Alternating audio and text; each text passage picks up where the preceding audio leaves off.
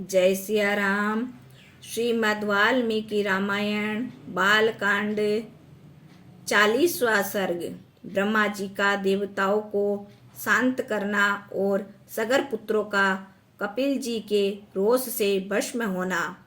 तदंतर ब्रह्मा जी ने उन सब लोगों से कहा, देवगण, पृथ्वी जिस लक्ष्मीपति की रानी है वे ही कपिल मुनि का रूप धारण करेंगे और उन्हीं के कोपाग्नि से ये सारे राजकुमार जलकर भस्म हो जाएंगे। पृथ्वी का यह भेदन हर कल्प से होता आया है, एवं इसके लिए शोक व्यर्थ है।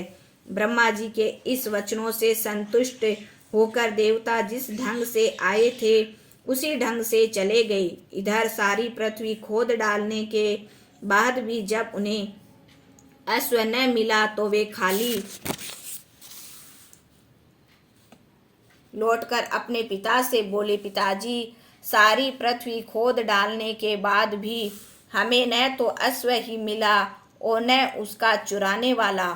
अब हमें क्या करना है इसे आप बताएं। यह सुनकर राजा सगर ने कहा, तुम लोग पुनः जाओ और सारी पृथ्वी विदरण करके अश्व का पता लगाओ।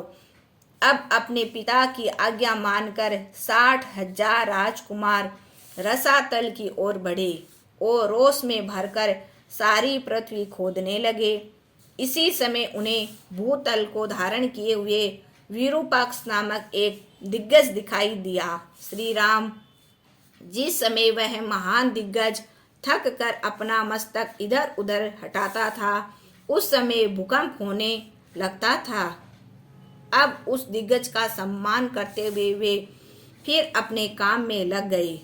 इसी तरह पूर्व दिशा का भेदन करने के बाद जब वे दक्षिण दिशा की भूमि खोदने लगे तो उन्हें पुनः एक महान दिग्गज दिखाई पड़ा। उसका नाम महापद्म था। सगर पुत्रों ने उसकी भी परिक्रमा करके पश्चिम दिशा की ओर खोदने लगे। यहाँ उन्हें सोमनस नामक दिग्गज के दर्शन हुए। अब वे भी उनकी परिक्रमा करके उत्तर दिशा की ओर पहुँचे। श्री राम उत्तर दिशा की ओर उन्हें श्वेत भद्र नामक दिग्गज दिखाई दिया।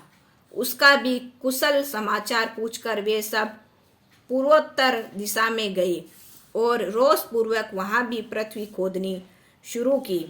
इस प्रकार उन्होंने वासुदेव स्वरूप भगवान कपिल को देखा। राजा सगर के यज्ञ का घोड़ा भी वहीं चरता हुआ दिखाई पड़ा। अब उन्होंने भगवान कपिल को ही यज्ञ का घोड़ा चुराने वाला समझकर उनकी ओर हल और पत्थरों के टुकड़े लेकर दौड़े तथा उन्हें भला बुरा कहने लगे। यह देखकर कपिल मुनि क्रोध से भर उठे और उनके मुंह से एक हुंकार निकल पड़ा और फिर उस हुंकार ने देखते ही देखते राजा सगर के पुत्रों को जलाकर राख कर दिया। इस प्रकार श्री वाल्मीकि निर्मित आद्य रामायण आदि काव्य के बालकांड में 40वां सर्ग पूरा हुआ। जय सिया राम। जय जय सिया राम।